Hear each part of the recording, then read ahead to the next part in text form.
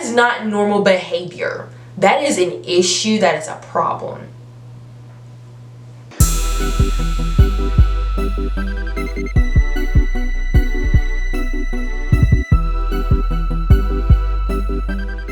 Hey nerds, welcome back to my channel. Today, guess what we're doing?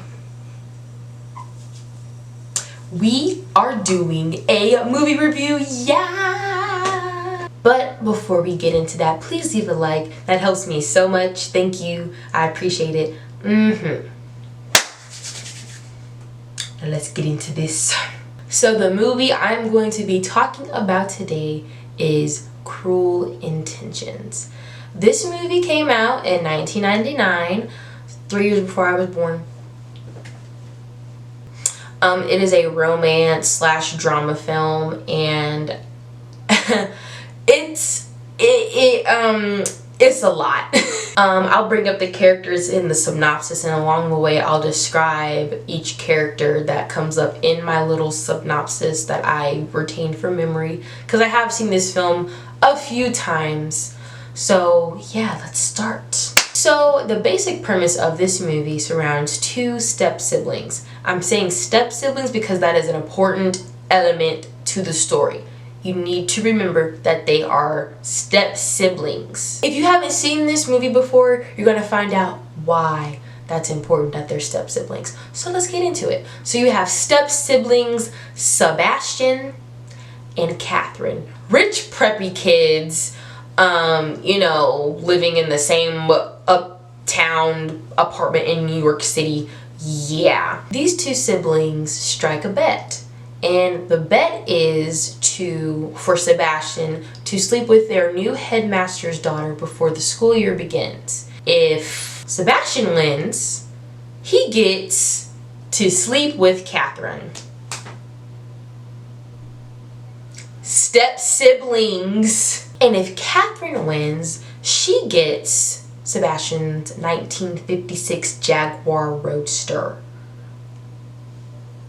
That is simply the plot, the meat of the plot of the movie. And then I'm gonna spoil it a little bit. Lo and behold, the girl that the bet is surrounded around, guess what? Spoiler alert, Sebastian ends up falling in love with that girl. Now let me go a little bit deeper into what we're getting ourselves into here and talk about the characters. Sebastian, played by Ryan Philippe. Is it Felipe or is it Philippe? I've never known. I'm just gonna say Philippe. I think that's the correct pronunciation. Ryan Philippe. So Sebastian, he is a textbook sociopath. He has this little quirk, little issue, problem really, where after each conquest, that's what he refers to as women that he sleeps with. After each conquest, he has this really big Victorian rich leatherback, I think it is, journal, right? And in this journal are entries about his conquests. That is not normal behavior. That is an issue. That is a problem. What is that about? What is that about? That is not what we need. That's not what we want. That's not what we're here for. Ew.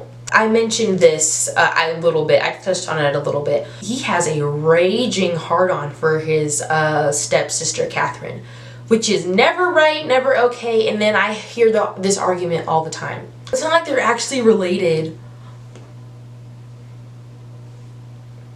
They're still in the same family. I can't tell you how much this trope makes me sick to my stomach. It makes my toes itch. It makes my eyebrows bushy. It makes my stomach do the hokey pokey and turn itself around. I hate that trope because they're like, oh, technically they're not like blood related. That's still wrong. This is not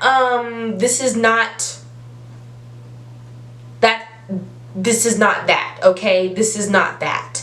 We don't want that. And then moving on to Catherine.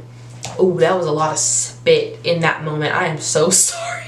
Catherine is also a sociopath, but she's more of like an emotional sociopath. Jeanette McCurdy said it best. You know, men hurt you and they don't know you. Well, women know you and they still hurt you. You know, girls are just so much more calculated when it comes to manipulation and, you know, betrayal. And Catherine is the perfect embodiment of that, you know, as a schoolgirl. So Catherine has this front. She's like Little Mary Sunshine. She's, I think she's like one of the most respected peers at her school. Everyone loves her, da da da da da. But behind closed doors, she's this heinous witch who uses sex for power, and she's just all around like a horrible person. And then, you know how I know she's a heinous witch who uses sex for powers? She dangles the fact. She literally dangles this in front of Sebastian's face that, oh, we live in the same house and you still can't get with me. Girl, do you want him to get with you? That is literally your step brother. Like I said, this is never right. It never will be right. I don't care. That's nasty. Okay? To those of you who have already seen this movie, you can literally feel the tension, the sexual tension through the screen when these two are in the same scene together. It's real nasty. It's kind of uncomfortable. Now, let me share something with you. Let me share something with you. Don't come for me. Don't come for my neck. So, I first discovered this film when I was 13 years old. At the ripe age of 13, I watched this movie for the first time. Should I have done that? No. No one under the age of, I want to say 18 should be watching this movie. Nah, let me go 17. Be a little lenient. No one under the age of 17 should be watching this movie because it's some stuff. It is some stuff. Like, it's not just the sex or the sexual tension. It is like the themes, the underlying themes of this movie. You know, it's a lot for a romance drama. Cause I remember getting butterflies and like, oh my god, like, you know, this is like so scandalous. And now that I'm 21, it's still scandalous, but I'm not getting butterflies. I wouldn't say I'm cringing, but I'm definitely like, you know, looking at it with a new set of eyes. I'm like, that's a problem. The other character that I really want to highlight, because she's essential to the plot, the new headmaster's daughter that, you know, is the root of their bet, of the root of Sebastian and Catherine's bet, is Annette. Oh, I didn't say who played Catherine. Hold on, rewind for a second. Catherine is played by the iconic, the beautiful, the talented Sarah Michelle Gellar. Yes, Daphne from freaking Scooby-Doo. Love you, queen. And so the new headmaster's daughter, who is the root of Sebastian and Catherine's bet, is played by none other than the Reese Witherspoon. Love you too, girl. The bet is created due to Sebastian finding Annette's article in 17 magazine. And basically the article is about how she's a pure virginal soul and how she wants to wait until marriage. You know how that thing goes. Sebastian and Catherine, being sex fiends, they find this shit funny. And then Catherine's like, I bet you can't sleep with this girl before the semester starts. And then Sebastian's like, you got yourself a bet, baby. It's really messed up because it's just, why would you put someone's virginity, like, why would you bet on someone's virginity? Like, normal people don't do that. What is it with these bet themed movies? Like, She's All That. Y'all remember She's All That? That was placed around a bet too. I bet you can't turn this gross nerdy girl into the prom queen in 2 weeks. What is with the bet themed movies in the 90s and 80s? Like, what was that about? Was that what y'all was into? The older people, y'all was just making bets and it came to fruition in your films to be more relatable for y'all? I don't know. What's that about? Another example, 10 Things I Hate About You. What is with all these romance dramedies set in the 90s specifically, placed around bets? What is that about? It was bet after bet after bet. Like, what? I got carried away. What I was saying was, they are so mentally messed up, and they are so, like, sex fiends, okay, that they put this girl's virginity on the table for a bet. And then, like, in the moments where he's, you know, trying to complete this bet and get Annette into bed, Sebastian actually ends up falling in love with Annette. And then get this, I'm gonna spoil it a little bit.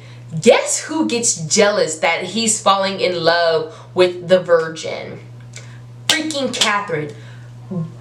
Boo. That is your step brother.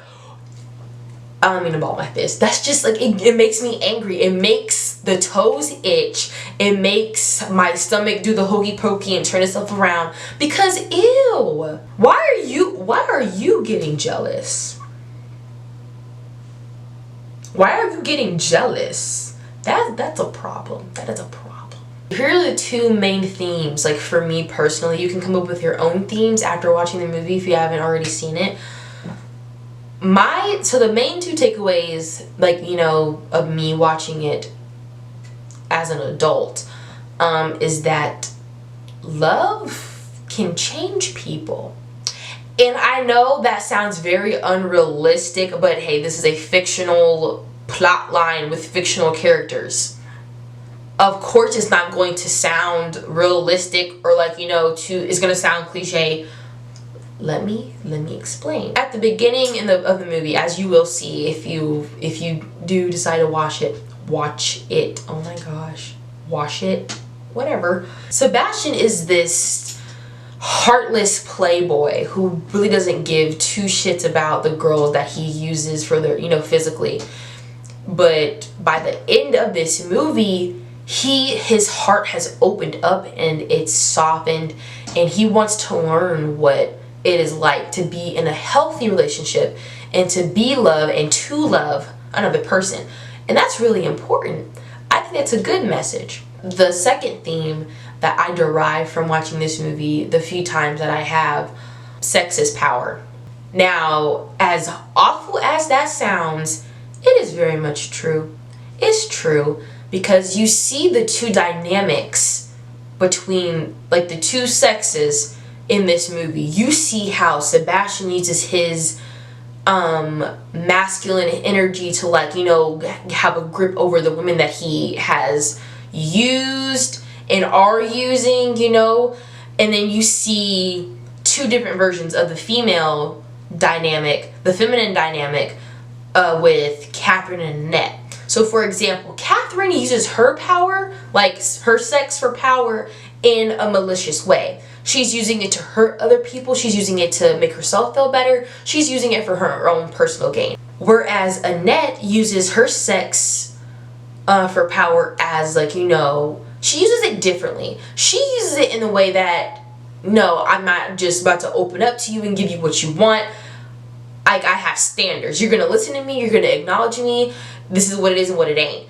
And that's really interesting. Like, you have to get past, you know, all of the heated sexual tension and some of the corny lines and acting to really, like, hone in on those two themes. Now, when you go watch it, or if you've already watched it, you may think something different. You may not even like this movie. That's okay. Because me being 13, I did not see all the red flags. I didn't even know what being emotionally manipulative was, like, at that age. I just thought this was like some kind of spicy teenage romance. We gotta say, oh yeah, I can watch this. Like, this is great. And it's so much more than that, because, you know, you grow up and you learn things and you mature and, like, you see it for what it is. You have a new set of eyeballs looking at the whole plot and the character development. It's a whole new world. I want to watch that next. If I were to rate this movie, so if I was 13, I would rate this movie a 10 out of 10. But I'm not 13 anymore. I'm 21 years old. If I had to rate it now, I would say I would give it a solid 8 out of 10. It's still a good movie. I think it is. Some people absolutely hate it. Some people think it's cringy. That's totally fine. I like this movie now because I can appreciate it for the deeper meanings that are in it. And I'm not gonna lie, I still have a little crush on 90s Ryan Philippe and Sarah Michelle Gellar. It was kind of fine. It was kind of fine in this movie. Both of them was. In all seriousness, I do see the underlying themes and other messages in the movie. Me being older, like, I do really understand, like, these characters and, like, you know, why they do what they do, their development as the movie goes along, the overall tone of the movie. I have a clearer, better, more grounded understanding than, oh, this is like a really, like, spicy movie, you know. But yeah, that was it. That was my review. That was my those were my thoughts, my opinions, my questions, comments, and concerns. Now, I know this video isn't as long, and usually my reviews are over 20 minutes, like, at the least. But I'm trying not to spoil, you know, the entire thing for people who haven't seen it. Oh, I will say this, if you haven't seen it, there's a lot of subplots within the plot itself. So it's not to where it's dizzying, but there's stuff going on the side with side characters, so it keeps the story fresh and it's new, and you get surprised. You're on the edge of your seat, so it's fine. I do recommend that you watch it, but don't have, like, really high expectations for this movie. Don't go in watching this movie thinking, oh, it's gonna be, like, so great. Lower your expectations. I'm not saying that because the movie is bad. I'm just saying that because don't disappoint yourself, because you may not end up liking this movie at all, which is totally fine. You can do that. When you watch this movie, just be a little cautious. Don't expect the world of it. Just watch it. And by the end of it, if you make it to the end, because some people can't sit through the whole thing, if you make it to the end, like, you know, see how you feel about it and formulate your own opinion, like I did. So that concludes, I just spit everywhere. That is so that concludes our video for today. Thank you guys so much for watching. Would you please, pretty please, leave a like and a comment and subscribe if you want to. I don't know which movie I'm gonna do next. I'm gonna try and stay away from movies that I really like, because that's gonna give, like, a biased review, obviously. But the next one, we don't know. I guess we're gonna see when I post it. The next movie review, I guess. Okay, bye.